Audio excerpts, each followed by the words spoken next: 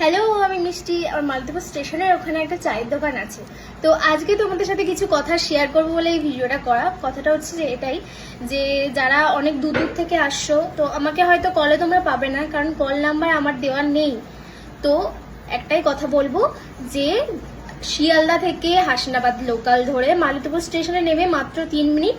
আর আমার লোকেশনটা হচ্ছে মালতীপুর দক্ষিণ পাড়া। যারা এখনো বুঝতে পারছো না, তারা গুগল ম্যাপে গিয়ে মিষ্টি চা মালতীপুর বলে সার্চ করবে, অবশ্যই পেয়ে যাবে। আর আমি এটা শুনছি অনেকজনের থেকে, যে যারা অনেক দূর দূর থেকে আসছো, এসে জিজ্ঞেস করছো মালতীপুরে এসে যে মিষ্টি চায়ের দোকানটা কোথায়। তো তারা বলছে যে নাকি দোকান বন্ধ হয়ে গেছে, কিন্তু একদমই না, দোকান বন্ধ হয়নি। সোমবারে শুধু বন্ধ থাকে, আর মঙ্গলবার থেকে রবিবার অবধি দোকান খোলা থাকে। কি বলতো, মানুষের ভালো তো মানুষ দেখতে পারে না, ওই জন্য কিছু কিছু মানুষ আছে যে তারা এরকম কথা বলে। তো যাই হোক, তোমাদেরকে এটাই শেয়ার করা ছিল।